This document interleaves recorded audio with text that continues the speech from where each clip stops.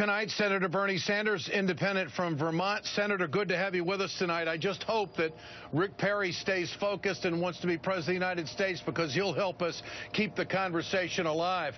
Is Rick Perry's maximum wage talking point going to get him anywhere? Not at all. It's the old Republican point of view that if we give more tax breaks to millionaires and to large corporations, that just magically we're going to create millions of good-paying jobs. Well, I think anyone who lived through the Bush administration knows that is certainly not the case. We need to raise the minimum wage. 1010 is a start. I would go higher than that. We need to change our disastrous trade policies, which are costing us millions of decent-paying manufacturing jobs. We need to enable workers to be able to form unions so they can bargain collectively for their wages. But not passing the minimum wage is a very much of a step in the wrong direction. Well, Perry's argument against the minimum wage is based on what's best for business, yet there's really no calculus out there that would support that.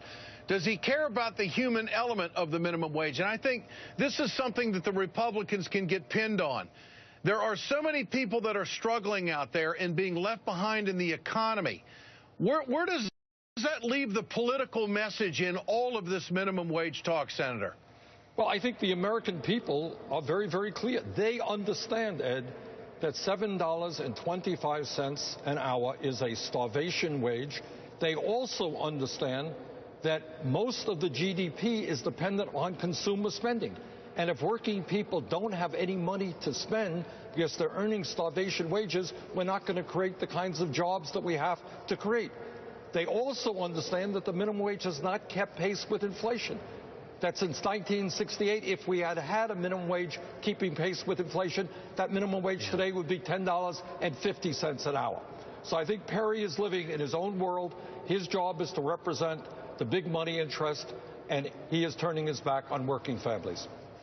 And Senator, what do you say to those out there who believe that it's not Congress's place to set a minimum wage?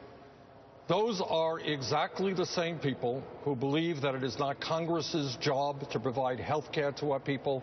It is not Congress's job to make sure that when workers are on the job, they have safe working conditions.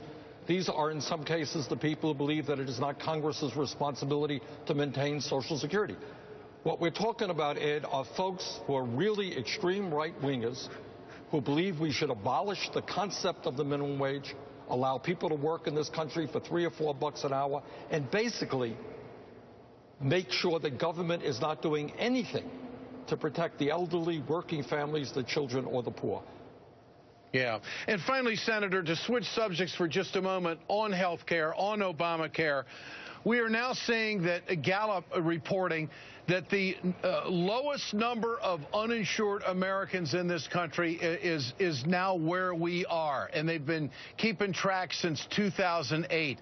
Is this vindication of sorts that Obamacare is working, that we're heading in the right direction? I mean, if it's all about getting more people insured, I would think that this would be the critical number. Absolutely. Look, the number of uninsured remains at way, way too high. Tens of millions of people still don't have health insurance. But we are making progress through the exchange, through the expansion of Medicaid. I think that is pretty good news. I think, however, our Republican friends do not quite agree. Senator Bernie Sanders, always great to have you with us, Bernie. Thank you so much for being on the Ed Show again. Still ahead, recent firestorms surrounding race rhetoric point to a